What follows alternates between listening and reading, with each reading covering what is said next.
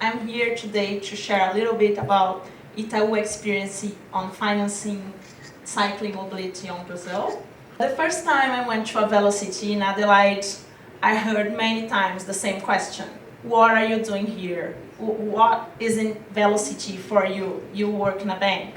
We believe that we can go beyond business. So that's why we chose 4 causes to help develop Brazilian society. We have a long tradition investing in culture and education, and we invest in these both themes for 30 years now, I think. And more recently, we started investing on sports. These 3, they have some kind of tax incentive. So they have some incentives from the government to make companies invest on it. And in 2010, we decided we want to have a cause that didn't have government money, that it was made purely on banks' money, and we chose cycling. Why we chose cycling? Because we are majorly an urban bank, and when we started looking for the challenges on cities, mobility was always coming up. And when looking closer at mobility, we realized that the bicycle could be a solution, and there were no big bike sharing systems in Brazil yet. So we realized this could be an important contribution. Our cycling platform aims to promote the bicycle as a transport mean, and we work in 3 pillars: bike sharing, infrastructure, and cultural change. I'm going to talk a little bit about each one in a minute, but we do all this in close partnership with the government and with activists, because our aim is to promote a change in public policy, so it's a sustainable legacy for the society. These are the cyclist organizations we sponsor in Brazil. It's very important to mention that all this development in cycling in Brazil is due to their work, like in the last 20 years or more. And it's a great pleasure for the bank to be able to help them to make the cause advance faster. More than that, they are also very important advisors for us. So as long as me and my team, as much as we try to learn about bicycles, they are the ones who have experience and who knows what's going to work and what's not going to work. So talking about the pillars, we have 8 different bike sharing systems that we sponsor, 7 of them in Brazil and 1 in Santiago, in Chile.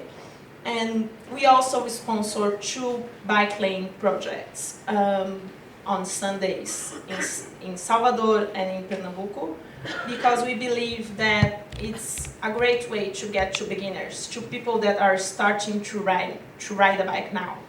We have around 850 dock stations in all these projects together, and 8,500 bikes. And one important feature of the network planning is that we consider all the existing transport network, because we want to promote intermodal integration and to make sure that it's actually a means of transportation. On infrastructure, we invest in different initiatives. The most important ones are bike parking spaces. We nowadays sponsor 4 bike parking spaces, and we are building the 5th.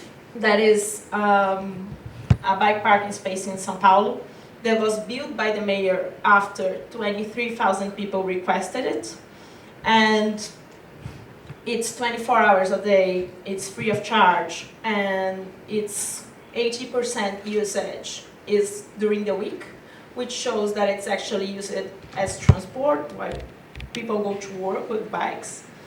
We also donated cyclist counters for several cities, and it's important data for the mayor to show that people are actually using the bicycle paths, because many people still say that it's not used.